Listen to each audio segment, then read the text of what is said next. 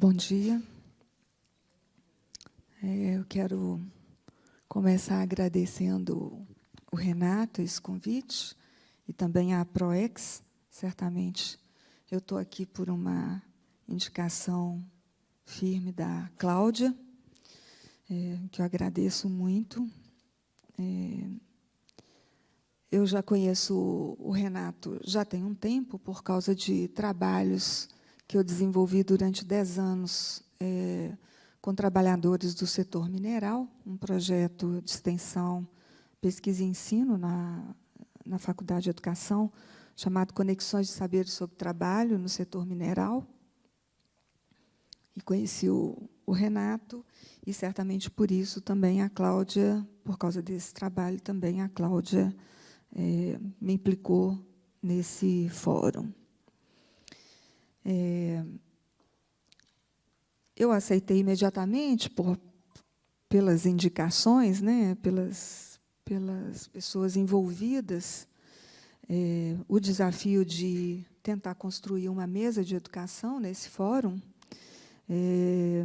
e não só pela credibilidade das pessoas envolvidas, mas também porque, nesse projeto de extensão, ensino e pesquisa, fez muito sentido para nós, envolvidos, a ideia desse quadrilátero ferrífero, né? Para além de uma etiqueta, né? Fez muito sentido para nós a ideia de um território, né? E nesse sentido, quando o Renato vem propor um fórum desse território, nós compreendemos logo a pertinência do que estava sendo proposto, né? Duvidamos um pouco, viu, Renato, da possibilidade de articular todas as interfaces que você queria, e qual não foi a nossa surpresa, né, quando a programação chegou e realmente muitas interfaces estavam desvelando, então, para nós e dando conteúdo a essa imagem de um território, né, o quadrilátero ferrífero. Foi muito difícil também construir essa mesa, né, porque como como trazer para esse território, com essa identidade, a questão da educação, talvez até a centralidade dela, né, que é uma questão que apareceu muito fortemente. Eu não sei se apareceu ontem, eu não pude estar presente, mas hoje, já logo na primeira mesa, aparece a centralidade da educação, né? Então, como trazer a questão da educação para o debate nesse território, né? Muito difícil, foi muito difícil encontrar uma formulação de mesa, né, para trazer para o cenário, para o território, o debate educacional. Primeiro, a gente tentou encontrar, no quadrilátero, algum município que tivesse com alguma intervenção na questão educacional que valesse a pena a gente evidenciar, fortalecer, né? E foi difícil encontrar, né? Nada saltava aos olhos imediatamente, né? Um primeiro contato foi feito com Belo Horizonte, eu conheço um pouco Contagem, a gente olhou o cenário e não encontramos nada que nos chamasse atenção de cara. Então, a nossa opção acabou sendo, depois eu acho que na hora do debate eu vou trabalhar um pouco esse aspecto, mas a nossa opção acabou sendo uma saída mais teórica, né, vamos dizer assim, mais reforçada no campo da pesquisa, né, menos no campo da ação prática, da ação política. E aí me surgiu a ideia de convidar o professor Francisco Soares, que eu sei que tem estudos muito aprofundados sobre o direito à educação na região, e que ele, então, sabendo das metodologias que ele utiliza nas pesquisas dele, né, e do tipo de pesquisa que ele vinha fazendo na Faculdade de Educação, que, então, ele pudesse nos trazer um pouco, né, o panorama da educação, fazer um recorte nessas pesquisas. E eu não sei se foi exatamente isso que ele trouxe, mas a gente conversou um pouco sobre isso, né, trazer um panorama, né, da educação nesse território a partir de pesquisas, né, mais do que propriamente de programas, projetos, projetos e ações, né, educacionais concretas sendo desenvolvidas nos municípios que conformam esse território, né. Nós também pensamos que seria interessante implicar o governo do Estado, né, a Secretaria Estadual de Educação. E aí nós lembramos da Geniana Guimarães,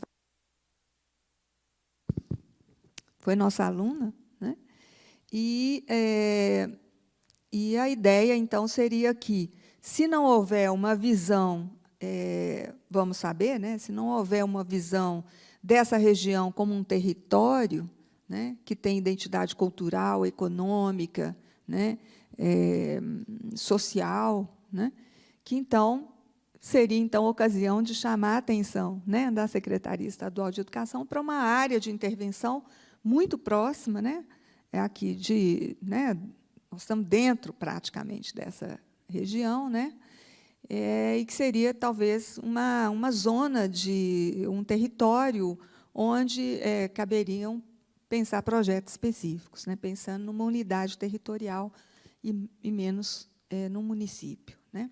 Então, essa ideia de território, ela ajudou a conformar essa mesa e ela me convenceu da importância de estar aqui, né, no sentido de reconhecer que realmente o quadrilátero ferrífero ele não é só uma ideia vaga, né, ele é realmente um território com uma identidade socioeconômica, cultural, né, e que é preciso observar e pensar um pouco mais sobre isso. Então, com esse preâmbulo, eu passo, então, a apresentar os dois colegas, né, que eu prezo extremamente, né. O professor Francisco Soares é doutor em estatística pela University de Wisconsin-Madison e pós-doutor em educação por Michigan. É professor emérito da Universidade Federal de Minas Gerais, foi o primeiro presidente eleito da Associação Brasileira de Avaliação, que, em 2011, o escolheu para homenagem especial. Em 2012, recebeu o Prêmio Bund pelas suas contribuições na área de avaliação educacional. Foi presidente do INEP de fevereiro de 2014 a 2016, e atualmente é membro do Conselho Nacional de Educação, onde foi um dos relatores da Base Nacional Comum Curricular.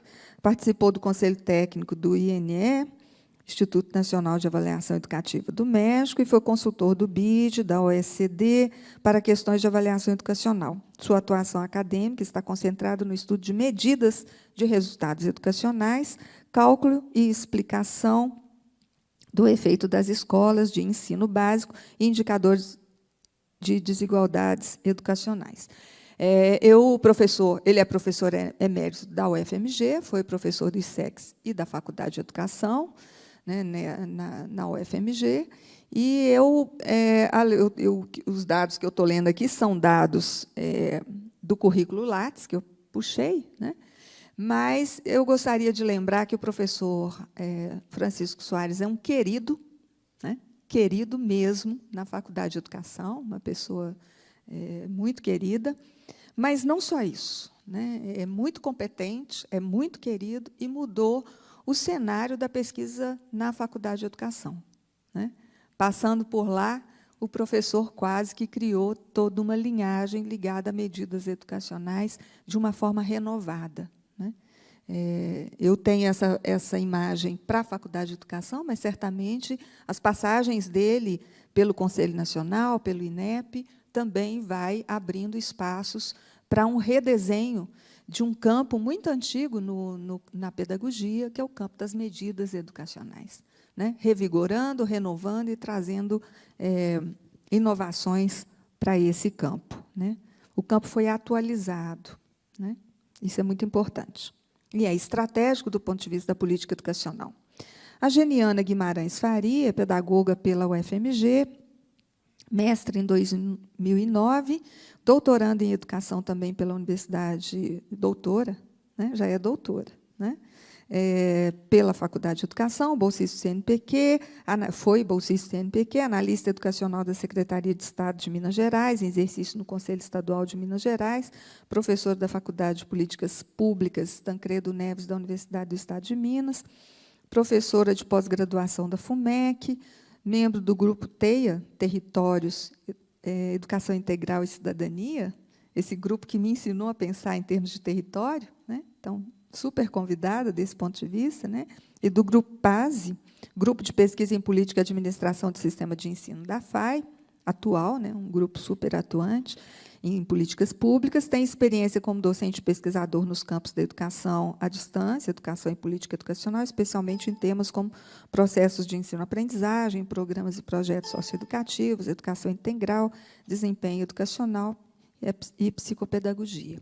Também a Geniana tem todo esse vasto currículo, né, de uma geração mais nova, mas que representa muito bem a Faculdade de Educação, tanto quanto a Secretaria de Educação, e a gente espera que você tenha vida longa na Secretaria de Estado da Educação, né, exatamente porque é preciso formar quadros que estejam em lugares estratégicos, como está a Geniana, né, e que esses quadros eles permaneçam, né, e que deem sequência a políticas que certamente a Geniana deve estar contribuindo para formular na secretaria.